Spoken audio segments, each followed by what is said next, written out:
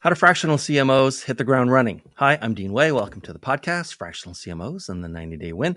There's a lot of variety in how they kick off a new client engagement. In fact, there's so much variety, it's valuable to just listen to what opportunities they look for, what they tackle first, and what they wish wasn't true when they start a new project.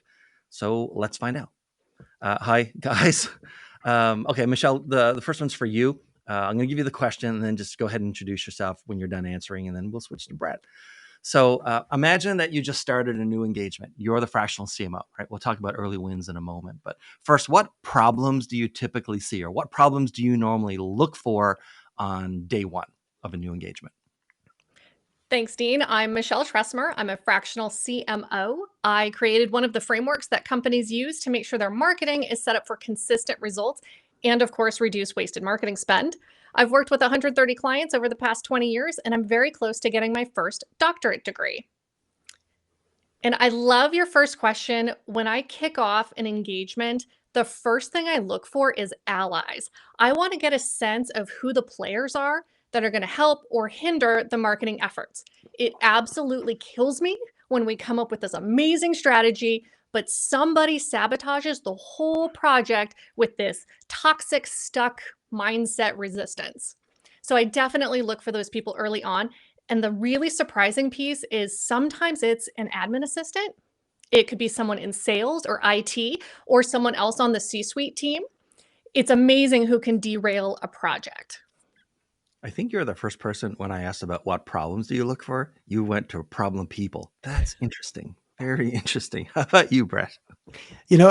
So Michelle, I think you're spot on. Hi, everybody. Brett Schklar. I run an organization called Grow Powerful. We are a team of 30 fractional chief marketing officers who focus on B2B, primarily in tech, primarily in SaaS, helping companies. The 30 people that are on the team have been battle tested, proven, been a part of some incredibly successful exits and some growth paths. So that's me. It's a good question about like what are the issues we run into, and I'm going to go back to Michelle's point. It's a people problem or a people opportunity. Unfortunately, I think that companies, when we get involved, which is where they get to a next level of maturity or something was going wrong, they think of marketing very tactically, or they think of marketing as a bunch of, random acts of marketing, right? We say the term random acts of marketing. And so part of my, what I find to be the biggest challenge with people is they've either lost confidence or lost faith in marketing, or they've never really understood what a solid marketing cadence or a solid marketing program can actually do for them. Sometimes they think, oh, it's a function of sales, and so we need to put it under the CRO or the VP of sales, or call somebody a VP of sales and marketing. And they've seen some campaigns, or they've seen some emails, or they've seen a couple of blog posts, but they haven't seen an entire strategy put together. And so that's one of the biggest problems. That's one of the areas that's actually the third stop on my, 6 things to really get rolling in the first 90 days, is finding that alignment, which means finding that understanding.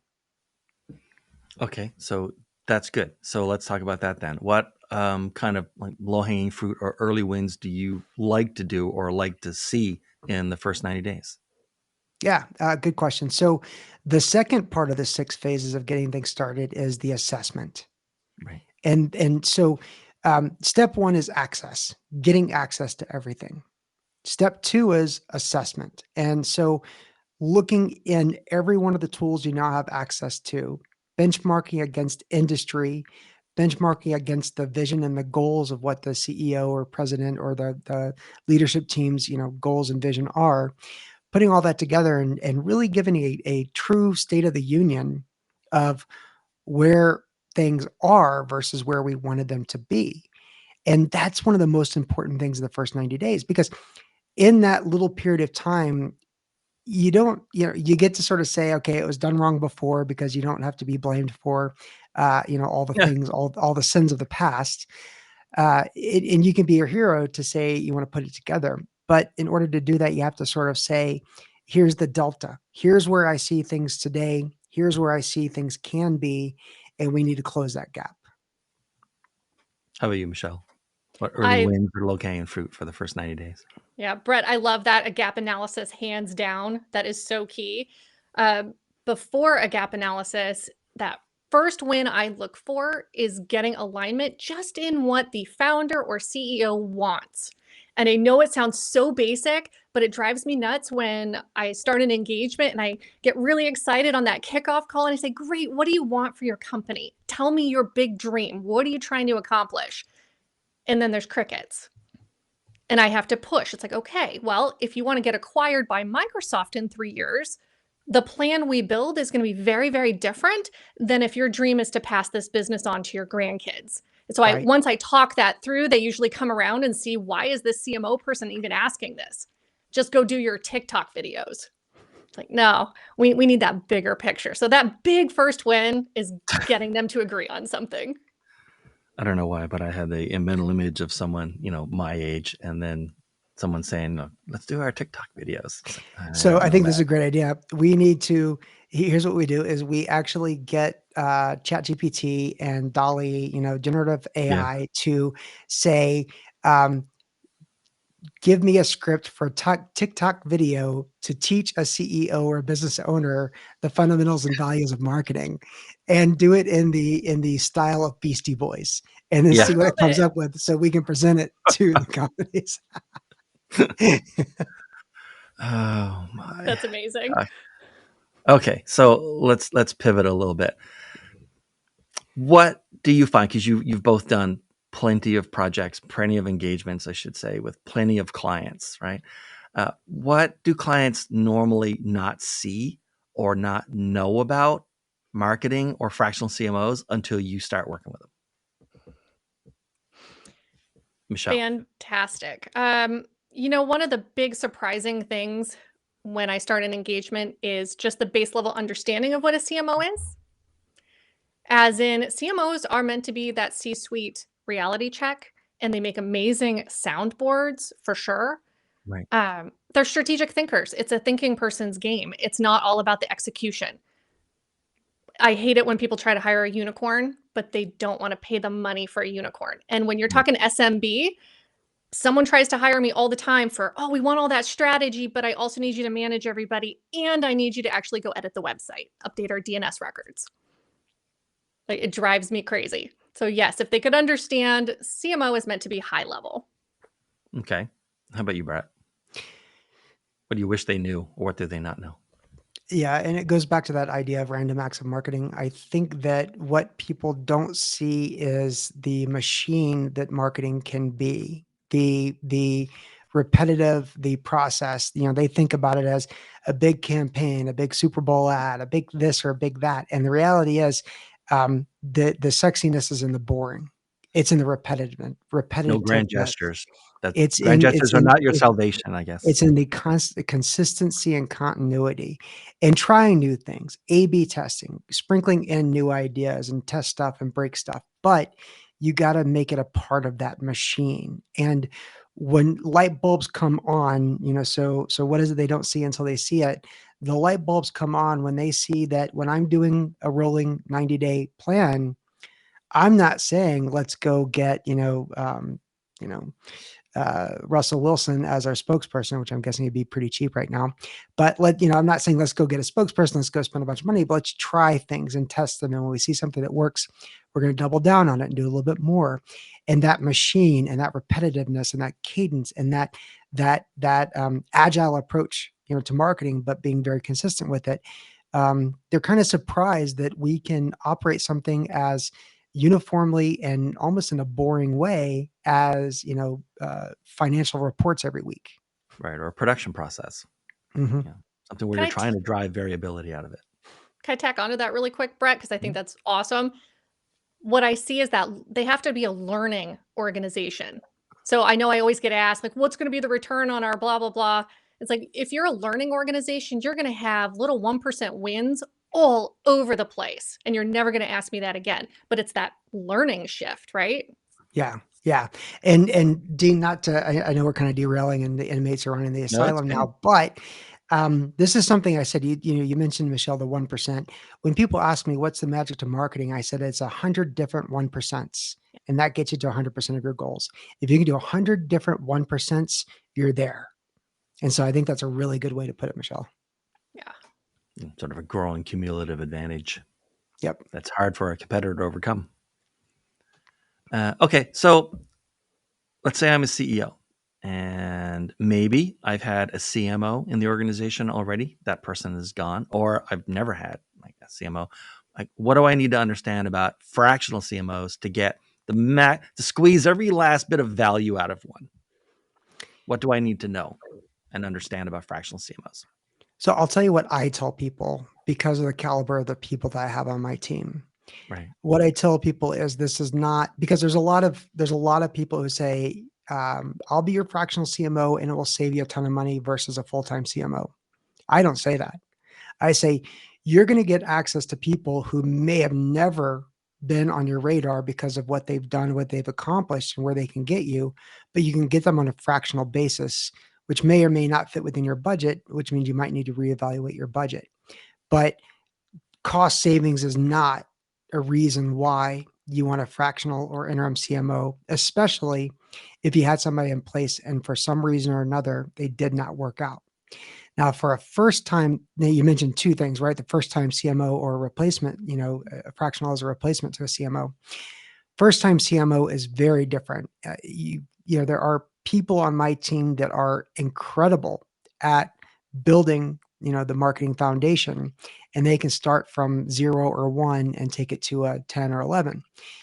There are others who would never want to start at 0. And what they really want to do is they want to take something that's in place and really up-level it. Or, we've got one person on our team and she specializes in maintaining the ship while somebody may be on a sabbatical or paternity or maternity leave, or, has a health reason they need to take some time off.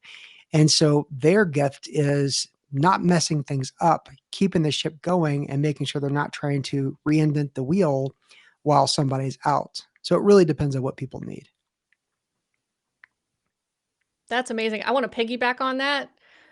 Brett, again, brilliant. Agreed. People are wired very differently. So there's setup people like me. I am wired for that big push. Let's get everything together and build the thing. Like that gets me up in the morning. I cannot do the day to day. It drives me nuts. I get bored very fast. Not wired that way. Now, on paper, if you're hiring a fractional CMO or CMO for the first time, my resume probably looks identical to the other type of wiring. So it's really important to ask up front, what are you gifted at? And someone like me who does, the setup, that big push, I know I'm out of there after a certain time period. So being upfront about that just makes everything go so much more smoothly. I'd never thought about that, Brett, as like a particular skill set. But you guys, you know what Chesterton's fence is? The concept of Chesterton's fence. Basically, it says if you come across something that someone else built and you don't know why it's there or why they built it, then you should not tear it down until you understand why it's there. And to me, like I'd never thought about someone whose specialty was coming in and ensuring that everything continued to work and it wasn't like a flaming wreck or dumpster fire when the regular person came back. But you'd have to understand and be really good at understanding how other people or organizations built a process in order to not break it for some So the period. number Like that's a different way of thinking that I hadn't really thought about before. in the number one thing it requires is to leave your ego Yeah.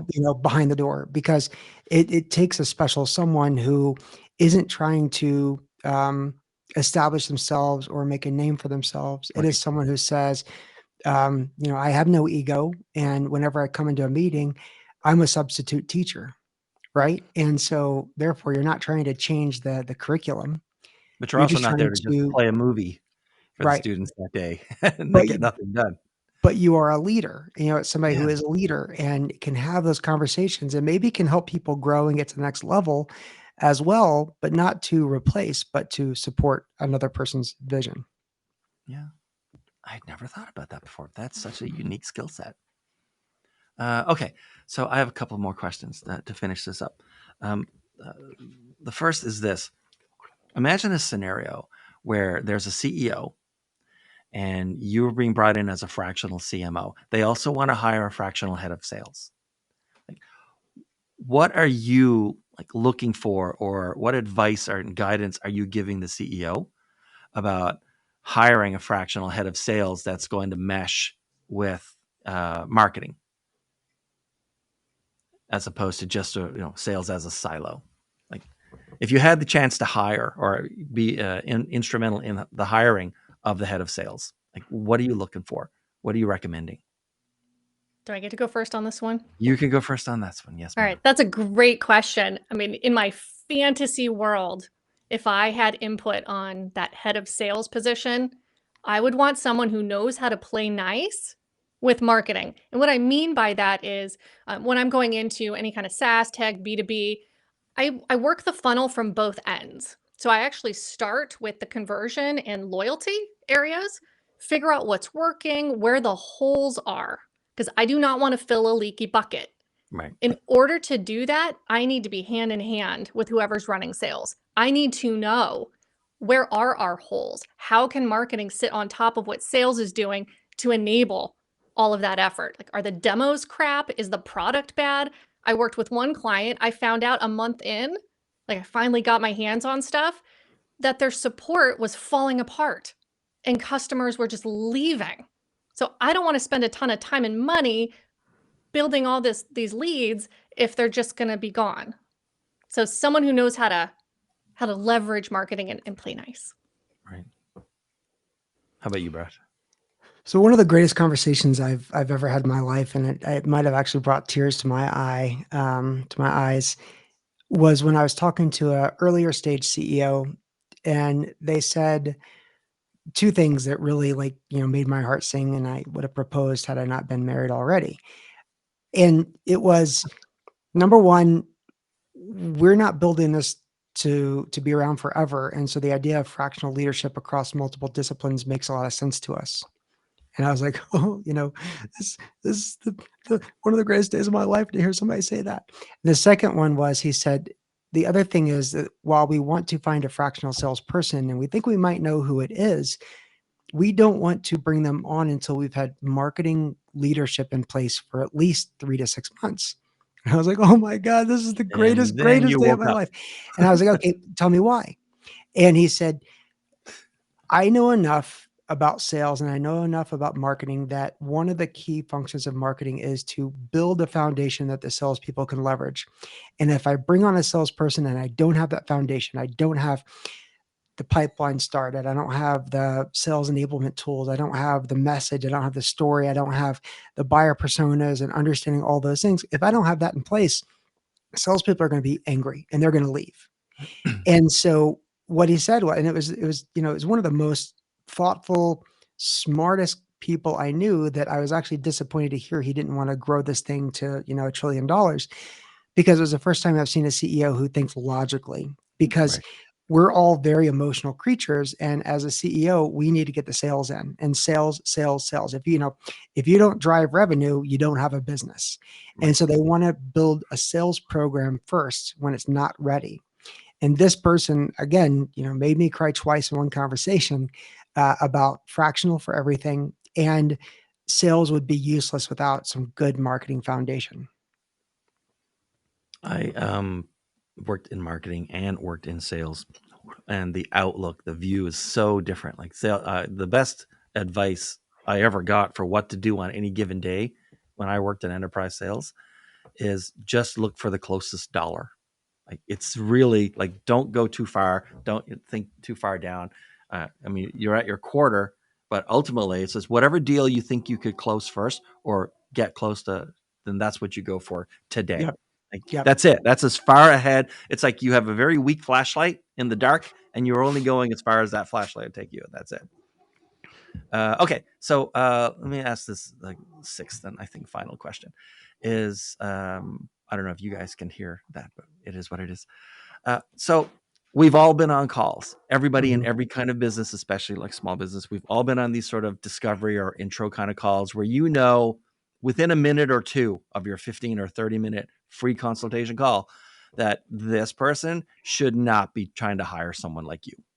So like, what are the signs that a client should not be hiring a fractional CMO or is definitely not ready for one? What's a red flag? Who's the first one on this one? I think that's you. Okay. Hot damn. All right. So when to tell them to F off. Okay. So, boy, the list is long and distinguished. Now there's a couple of things. First of all, one of the red flags is my board of directors is telling me I need marketing. Oh God. Boom. Set up for failure. Yeah. Zero appreciation for marketing. And by the way, they don't need to appreciate marketing, but they need to allow it the space to show, to create and to demonstrate that appreciation. So that's one of the red flags. Second is we need a marketing person because we need to increase our sales within the next 90 days. Now, there's transactional like SaaS, where you can actually do some new campaigns and get it going. When it's an enterprise company with a 12 to 18 month sales cycle, it says we need marketing to help us get deals done between now and the end of the year. That's not only a red flag, that is a, we're not even going to look at that flag. Those are two of the big ones. I don't see that as often anymore. I used to see that a lot, but that's a challenge. The third one that I'm surprised I don't see more of. So in marketing, and marketing is one of the first places where AI really, truly transforms the discipline. And this is not a future speak. This is, if you are not well-versed in AI, you should not be in marketing as of right now, period.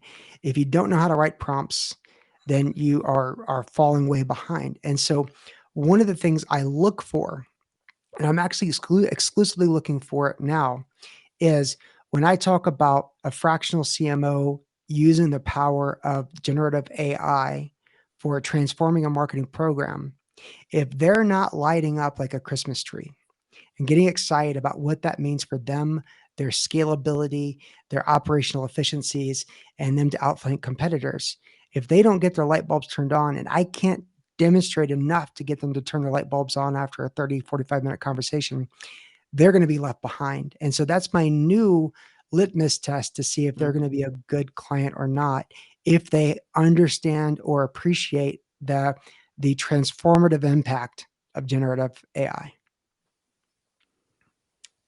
What do you I think, love Michelle? that.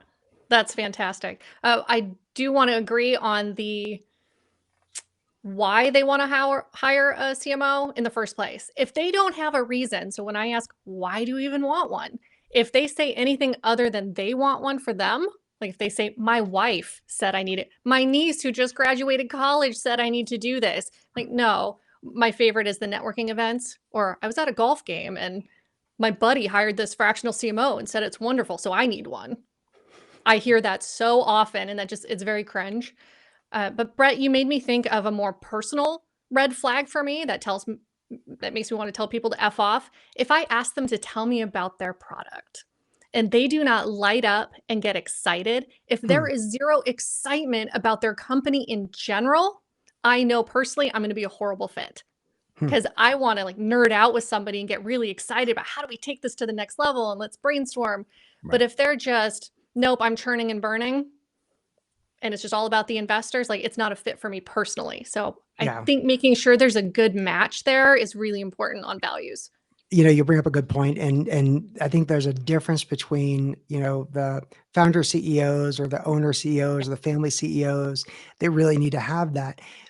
As we've been moving up market to more PE backed, private equity backed companies, once a private equity firm steps in, one of the things they tend to do is bring in an operational CEO. And operational CEOs are not going to express that passion. They're not going to express that excitement about the product. They're going to take a very, operational and spreadsheet approach to the business.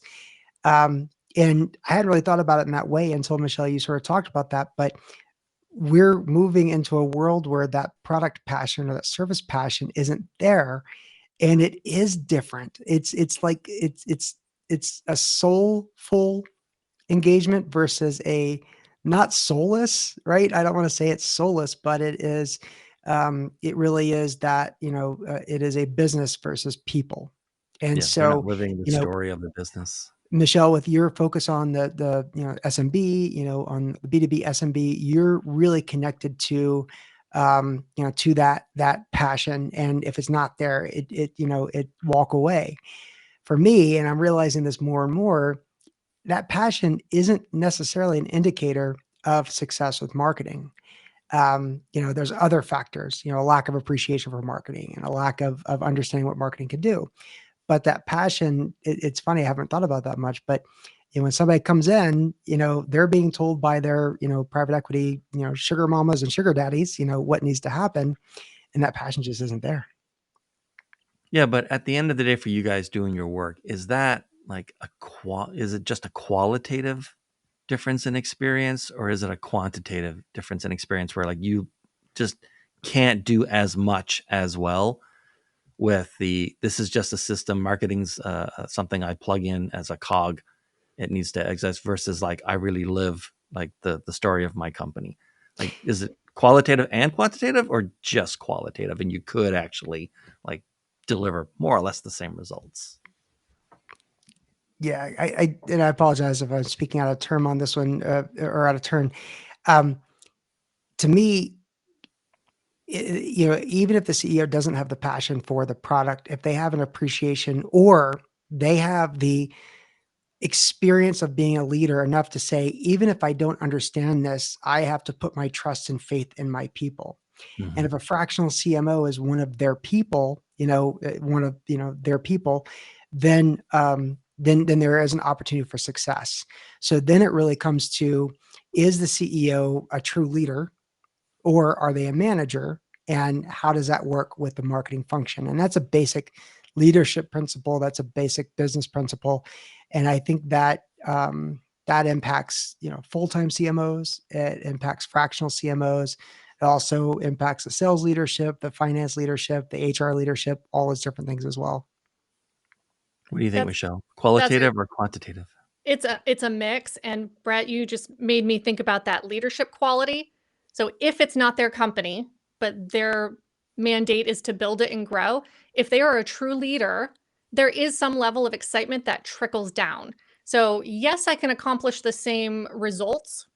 However, it's 10 times harder if the sales engineers are not on board with where things are going. So if it's just a manager and they're not getting everybody riled up, it makes my job really, really hard. Like, no joke, I've had IT people completely sabotage and tank complete rebrands because they just didn't want to take the time to update the DNS. Like, Mhm. little nerdy stuff, like it's just red tape all over the place. And I feel like I don't have that support. A true Yep. leader can definitely build that excitement and have that roadmap and get everybody on board, and then it's successful. Yep. Well, that's it for us for time, I think, guys. Brett, how do people find you? Find me on LinkedIn, Brett Schklar, Schklar. Go to my website, growpowerful.io. Hit me up at brett@growpowerful.io. Carrier pigeons still work. I think they can still find me. Those are the ways. All right. How about you, Michelle? LinkedIn's the best place. Last name, Tresemer. It's a weird one. I'm easy to find. And my website is foundationsfirstmarketing.com. And thanks everyone for watching today. Keep an eye out for the next episode. I'm Dean Way, and we'll see you next time. Bye. Sounds good. Thanks, Dean.